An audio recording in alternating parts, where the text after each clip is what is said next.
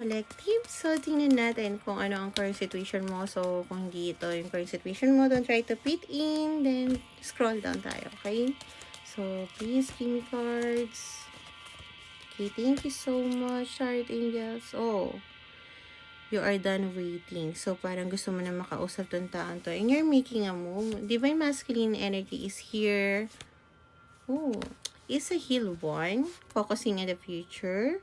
And holding on to something na parang, alam mo, nagpapasaya sa'yo, although hindi mo kasama ang taon to, but you can still feel each other energy. Yeah, your person also feels your love too, no?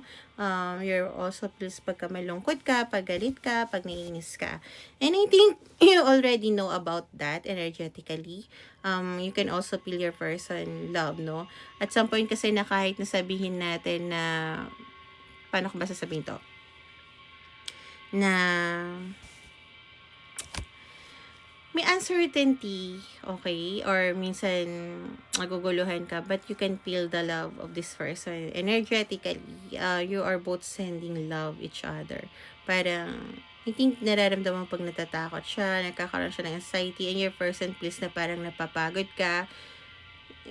Both of you are in alignment. I just want you to tell that. And I think your person also ready to talk to you too, no? Parang if you're asked for if you're the masculine energy, you want to be the man, to be a protector, no?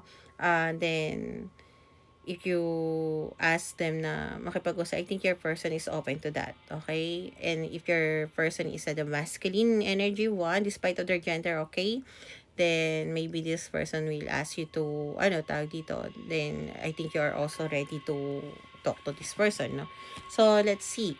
Ang gusto sabihin ng guides mo, no? Kung tama, gusto kong tanongin ako, tama ba yung iniisip ng collective ko sa gagawin niya? Okay? Kung ano man ang nasa isip mo. Okay? So, hindi ko to lalaliman ha, para, alam mo yun, magpa-private reading ka.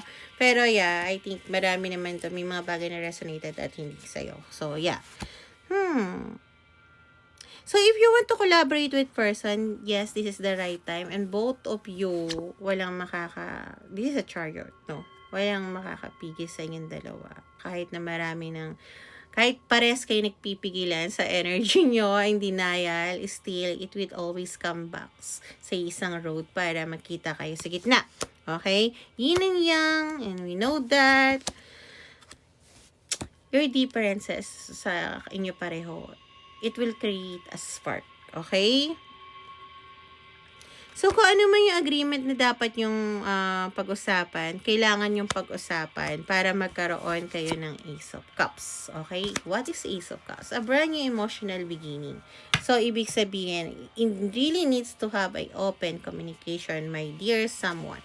Okay, so let's see. What's your guides want to tell you sa anuman ang nangyayari sa'yo, no? So, please tap me to your energy po.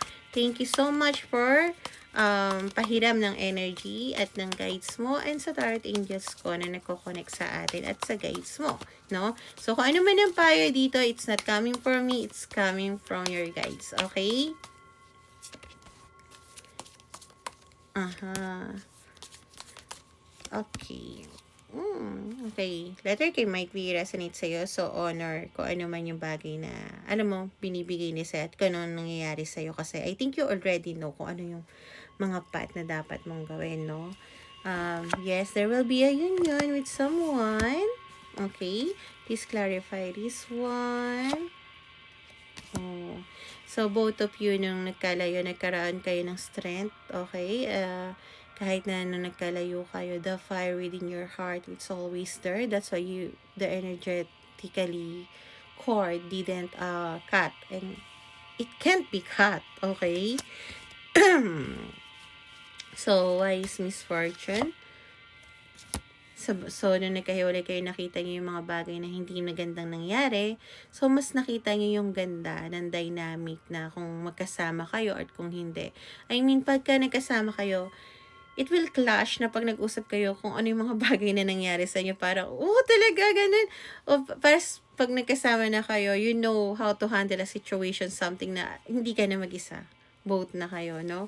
So, yeah, that's for your reading. So, if you want to have a private reading, PM me here. Andito na yon. So, kung paano din lagay yung link, no? Okay? PM me here. Then, always make a better choice kung saan ka magiging masaya, okay? Bye-bye.